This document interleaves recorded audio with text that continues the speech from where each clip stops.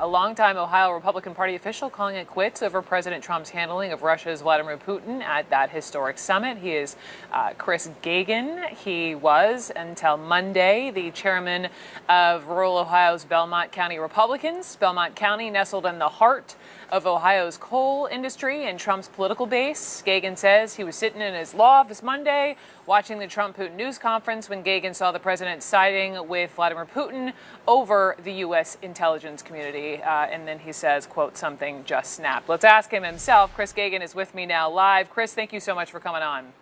My pleasure. Thanks for having me. Let me hear it from you. Why'd you resign? Well, I was sitting in this very seat, Brooke, and remember in context, the news cycle moves so fast, but we had the run-up with the NATO summit, we had the problem with Theresa May in the United Kingdom, even the breach protocol with the Queen. Mueller dropped the indictment on the 12 Russians just before the meeting in Helsinki.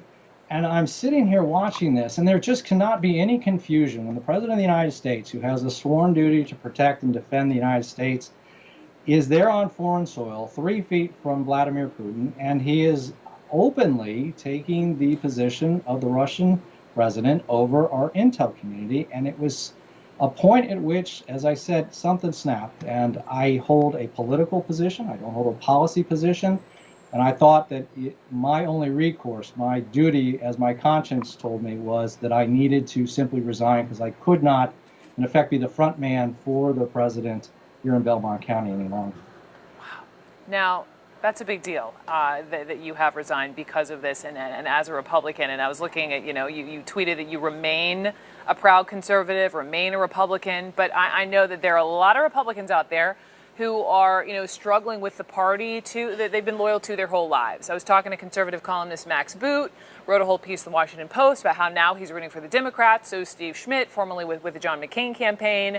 And I'm just curious, have you had similar thoughts about not only resigning from your post, but turning your back on your party?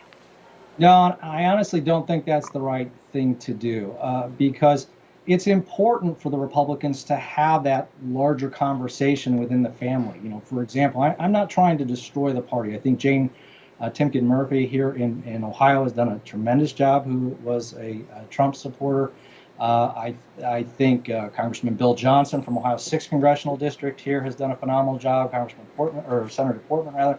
It's not about destroying the party, but it's amazing. I've never seen somebody in the president that is such a great connector to people have such difficulty actually communicating. I mean, look at what we had today in the White House. We had because I heard it, they had a tremendous workforce development meeting. Should have been great. Economic information, how we're going to retrain people, that was fabulous. But then we get into the problem with the Russia not targeting, whether he answered the question or not. And now that's all that's going to be talked about. And then Trump is going to essentially complain that nobody's giving him coverage. And it's that continual cycle and that language of grievance that, I don't have any illusions that my resignation is going to change the base. It's not. What I think national Republicans have to think about is if you have moderate to establishment Republicans and certainly those on the independent side that have conservative views, if the president starts to lose us, and I'm not saying that's where it is at the moment, but I'm saying if he starts to lose us, then the base alone is not going to be enough to carry him through. Well, I'm wondering if he might lose you. I mean, if you're, you left this important post in your county because of what you witnessed on the world stage in Helsinki. Last question to you. I know you voted for Trump in 2016. Do you have regrets? Would you vote for him in 2020 if he ran again? Well, first of all, I don't regret. I would not have been able to support Hillary Clinton really under any situation. So no, I don't regret that vote. I was one of those that voted because of Neil Gorsuch, and I think Brett Kavanaugh will be a fine addition to the Supreme Court. What about 2020? Well, I think we're going to have to see how the rest of this plays out, quite honestly.